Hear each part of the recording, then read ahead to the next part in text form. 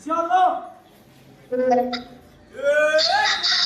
আজাদি আজাদি আজাদি দিল্লি না ঢাকা ঢাকা ঢাকা জমিদার উন্নতি কাছে না এই সবার উন্নতি কাছে আছে তুই সম্পত্তি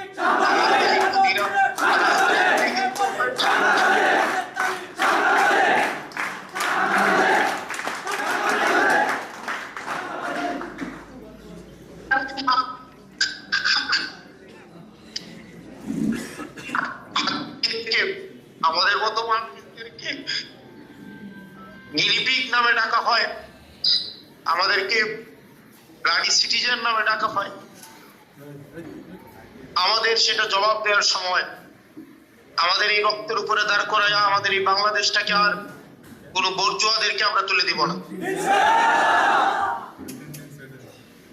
আমাদের এই বয়সে আমরা মায়ের কাছে বাবার কাছে একটা নিরাপদ জীবন আমরা চেয়েছিলাম, কিন্তু আমাদেরকে এখন রাজপথে কোর্টের বারান্দায় আমাদের মৃত্যু পরোয়ানা মাথায় নিয়ে আমাদের চলতে হবে।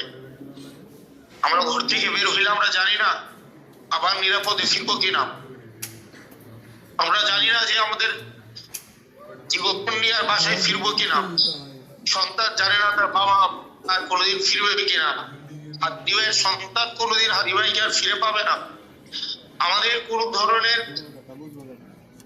কর্মের প্রতি আমাদের যদি কোনো অলসতা থাকে, আপনাদের মাথায় রাখতে হবে গত 17 বছর যারা গুম হয়েছে, যারা খুন হয়েছে, যারা জেলে গিয়েছে আর কোনোদিন ফিরে আসে নাই, তাদের রক্তের কে আপনারা অপমান করবেন?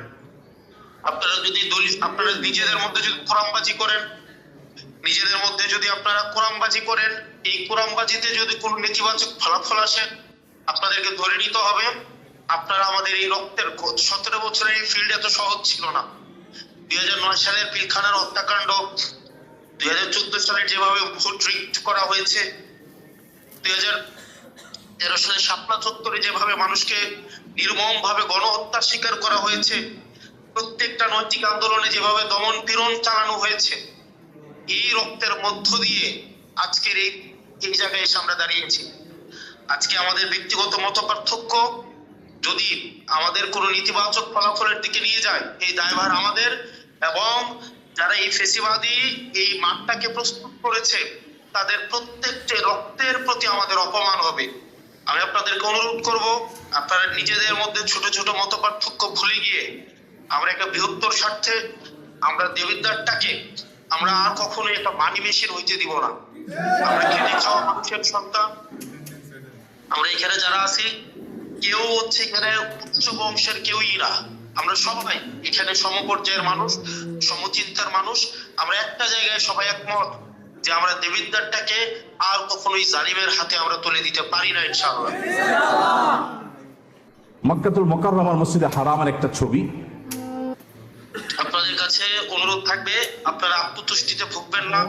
আপনারা উহুদ যুদ্ধের কথাটা মনে রাখবেন।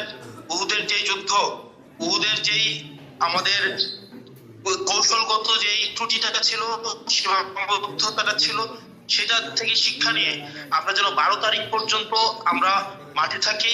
প্রত্যেকটা ঘরে ঘরে আমাদেরকে যাইতে হবে, প্রত্যেকটা বাড়ি বাড়ি আমাদেরকে যাইতে হবে, প্রত্যেকটা মানুষের কাছে আমাদের সালাম পৌঁছাইতে হবে, পায়ের ধরে অন্তত ভোটটা ভিক্ষা চাইতে হবে, মানুষের কাছে আমাদের যাইতে হবে। আমরা একটা সুখী সমৃদ্ধ একটা নিরাপদ দেবিদ্বার, যেখানে ভিন্ন মত পোষণ করা কোনো অপরাধ হবে না, যেখানে তরুণরা একটা